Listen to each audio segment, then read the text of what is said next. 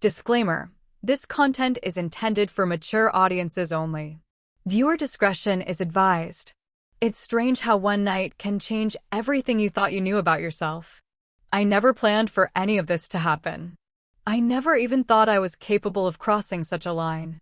But when you're trying your best to hold a family together, when loneliness and kindness start to blur, it's easy to forget where the limits are.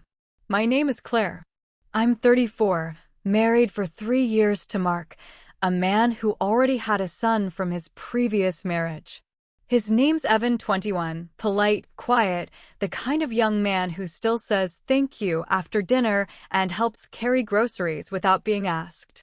When I first met him, I wanted so badly for us to get along, for him to see me not as an intruder, but as someone who genuinely cared about him. For a while, I thought I was doing a good job at that. But life in blended families isn't as simple as people make it look in movies. Mark's job keeps him away most nights. The house can get too quiet, too big, and sometimes too lonely. It started small, Evan and I watching late-night shows when Mark was out of town, talking about everything from music to our past mistakes.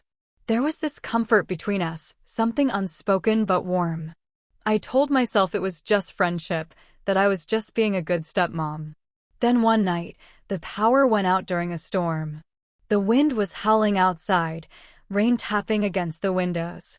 We ended up sitting in the living room, candles flickering between us. I remember laughing about something silly he said, and then our eyes met.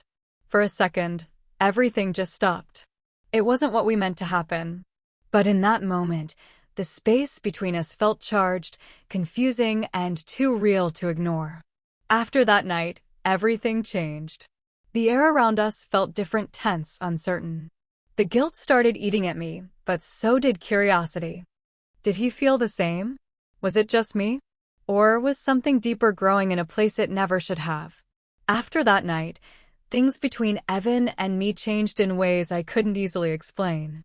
It wasn't that we said or did anything wrong, we didn't. But there was something in the silence now, something in the way our eyes met across the kitchen table, or how his voice softened when he spoke to me. It was like a quiet secret neither of us wanted to name, but both of us could feel. Mark came home the next morning, tired from another long shift. He didn't notice anything unusual, or maybe he didn't want to. I remember watching him pour his coffee, his wedding ring catching the morning light, and feeling this heavy ache inside me. I loved him. I really did. But I also couldn't ignore that a part of me had started to wake up in ways I didn't expect, ways that scared me. The days after were awkward. I tried keeping myself busy cleaning, cooking, volunteering, anything to distract my thoughts. But Evan was still there. He'd pass by the kitchen and smile, that same quiet smile that felt both innocent and knowing. Sometimes, he'd help me with chores or talk about his classes at college, pretending everything was normal. But there were pauses, those long moments where neither of us knew what to say. One evening, Mark called to say he'd be gone another week for work. I forced a smile when I hung up the phone, but deep down, I felt the walls closing in.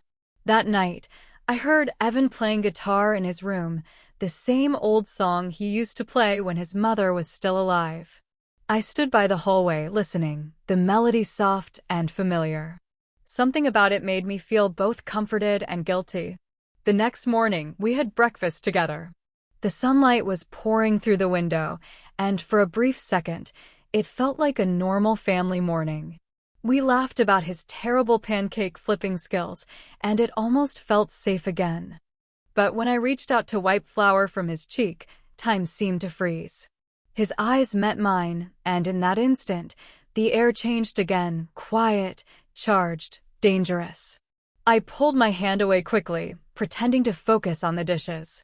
I told myself I was imagining it, that maybe it was all in my head. But later that week, when I found a note on the counter, just a small thank you for dinner, signed with his name, it made my heart race in a way it shouldn't have. I tucked it away in a drawer, as if hiding it could make the feeling disappear.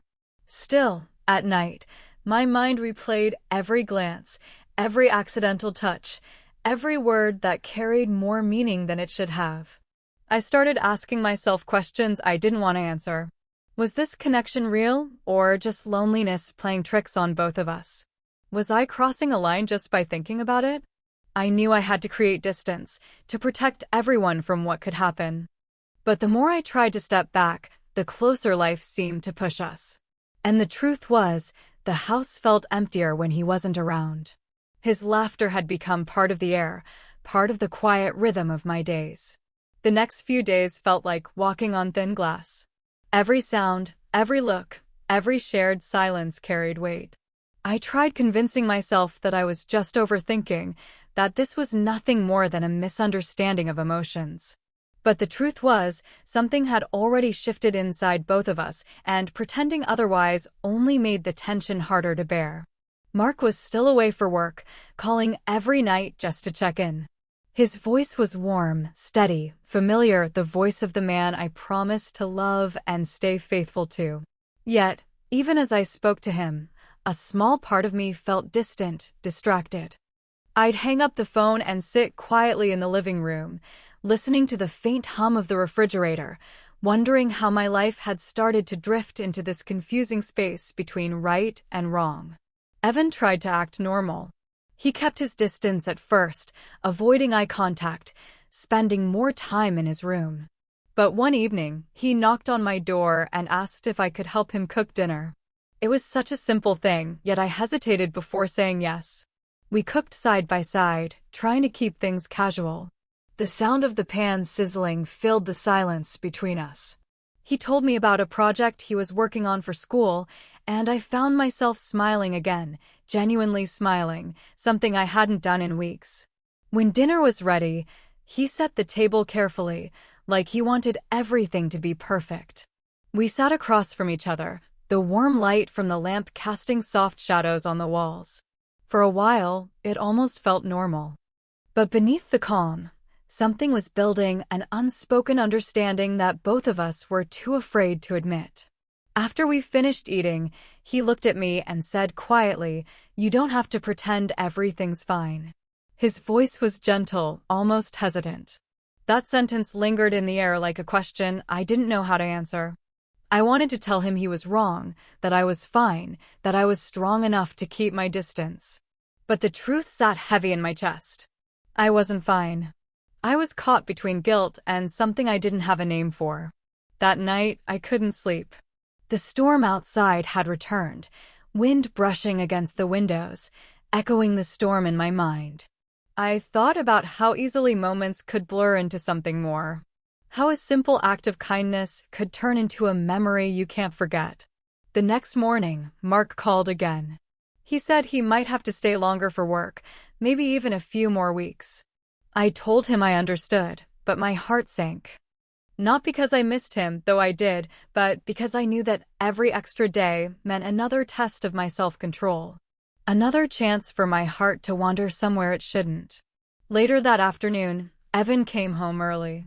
He'd picked up flowers from the market, white lilies, my favorite. "They reminded me of you," he said simply. I didn't know what to say. Gratitude and guilt tangled together until words failed me. Now the house feels like it's holding its breath. Every corner, every sound feels alive with tension. I know something is about to happen, something that might change everything for good. The lilies stayed on the kitchen counter for days, their scent filling the house with something both comforting and heavy. Every time I walked past them, I felt a wave of emotions, gratitude, confusion, guilt, and something deeper I didn't want to name. Evan acted like nothing had changed, but the way he looked at me said otherwise. There was a quiet intensity in his eyes now, the kind that made it hard to breathe. Mark's absence had stretched into weeks. He'd call at night, his voice tired, apologetic. I tried to sound cheerful, pretending that everything at home was normal. But in truth, the house didn't feel like home anymore. It felt like a secret waiting to be discovered. One evening, the power went out again, just like that first night. The storm outside was louder this time, thunder rolling across the sky, wind rattling the doors. I found myself lighting candles, the familiar flicker casting soft, trembling light across the room. Evan appeared from the hallway, holding a blanket and a flashlight. "You shouldn't be alone in the dark," he said quietly. His voice was calm, but there was something else in it, something that made my heart race. We sat together on the couch, listening to the rain. Neither of us spoke for a long time. The tension in the air felt almost alive, pressing down between us. I wanted to say something, anything, to make it stop.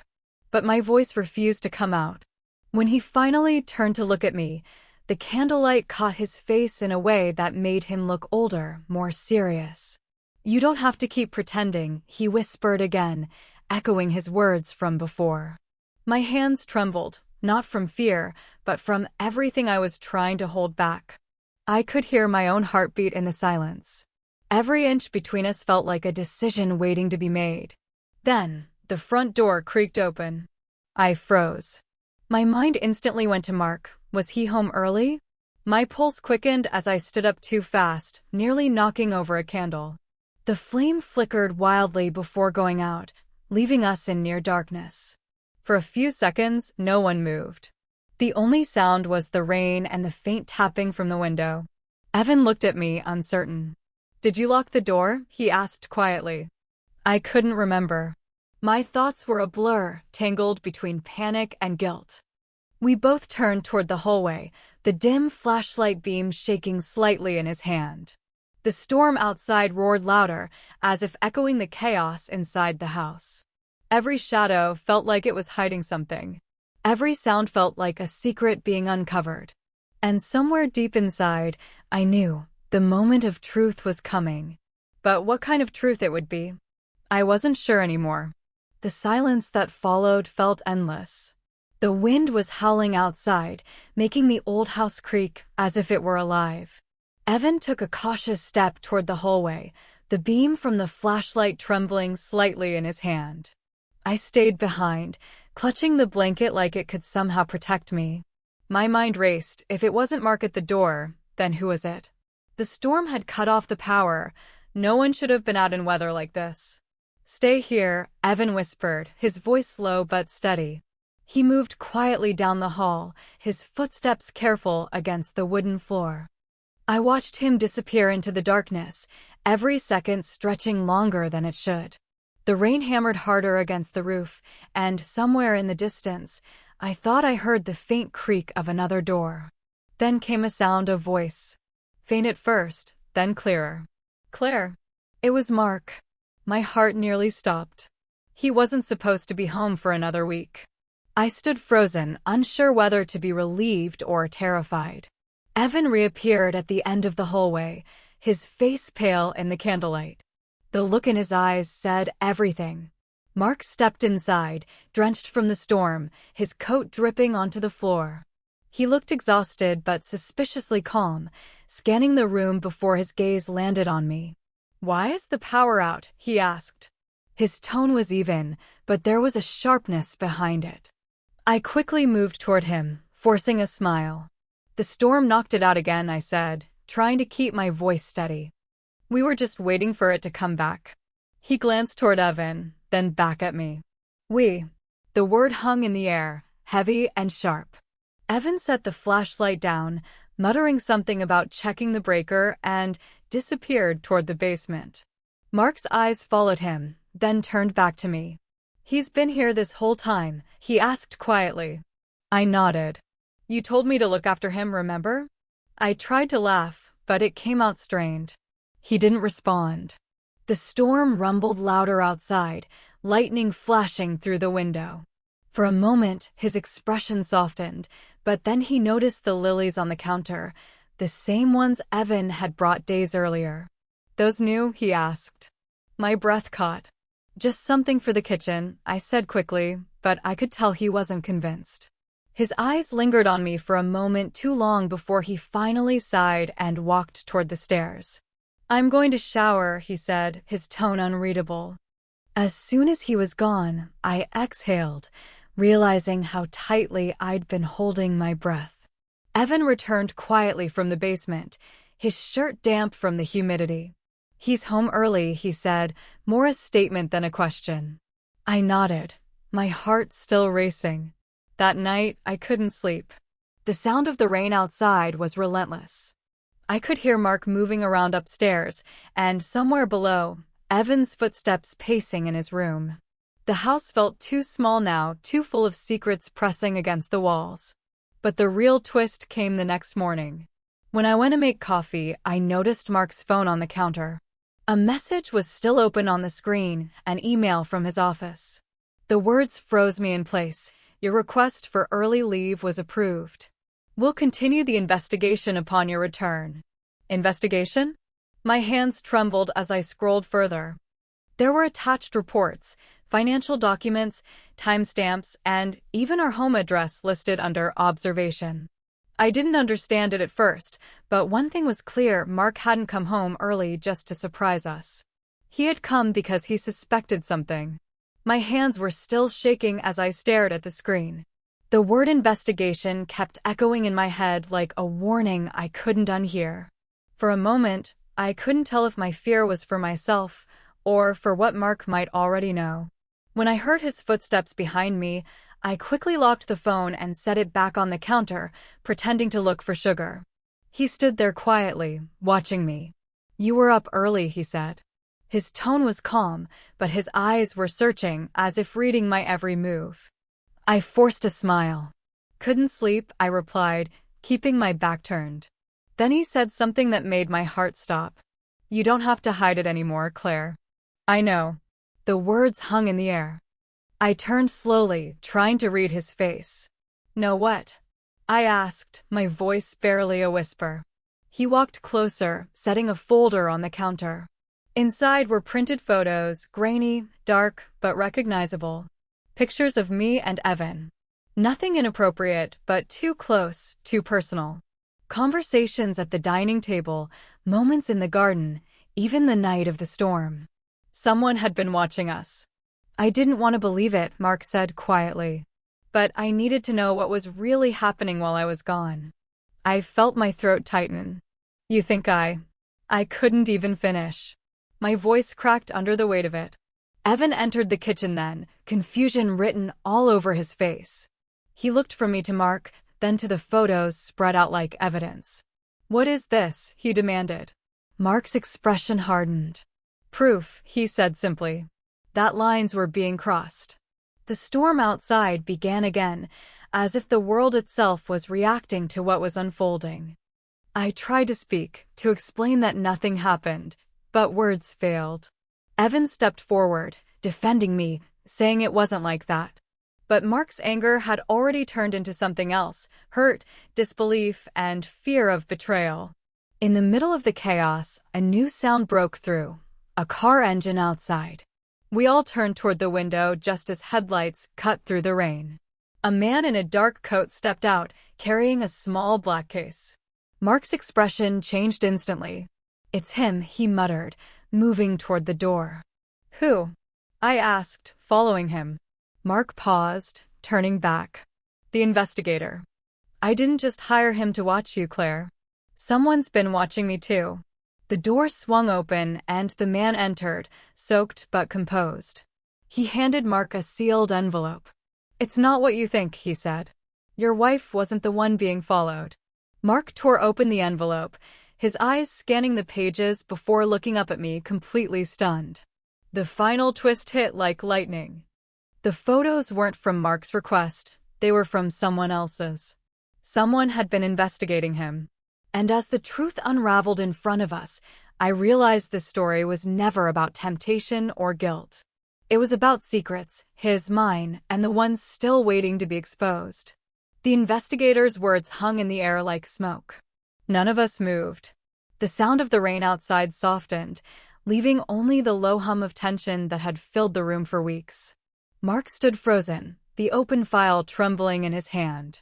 His eyes darted between me and the pages, confusion slowly turning into something deeper: fear. What do you mean? She wasn't the one being followed. I finally asked, my voice shaking.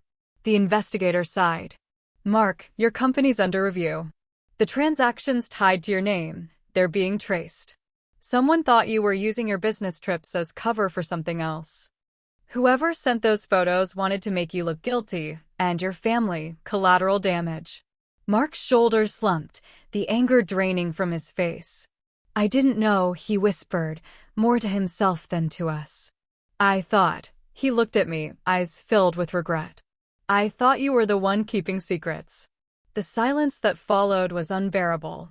All those nights of doubt, all those moments filled with guilt and confusion, they suddenly felt small compared to what was really happening.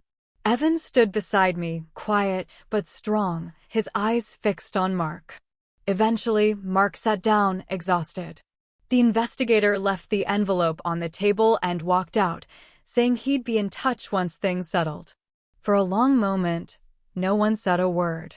The storm had finally stopped outside, leaving only the faint dripping from the roof and the soft flicker of candlelight.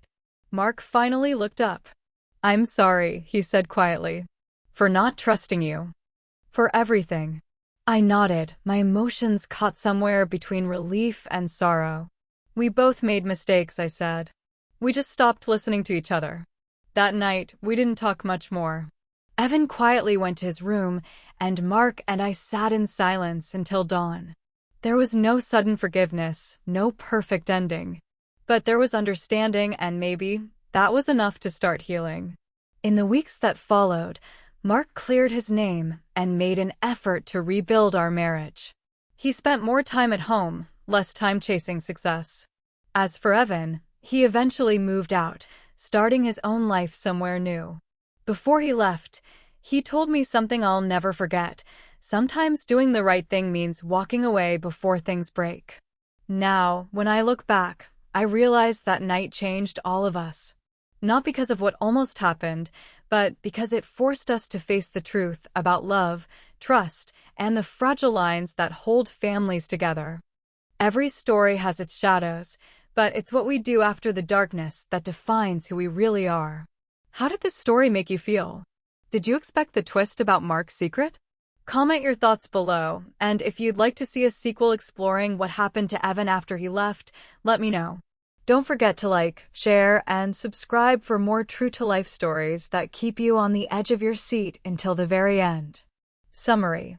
A woman trying to be a good stepmom finds herself caught in a web of misunderstanding, guilt, and hidden secrets when her husband's mysterious early return exposes more than just family tension. What begins as a romantic suspense story turns into a tale of trust, forgiveness, and rediscovery when a shocking twist reveals who is truly being watched all along.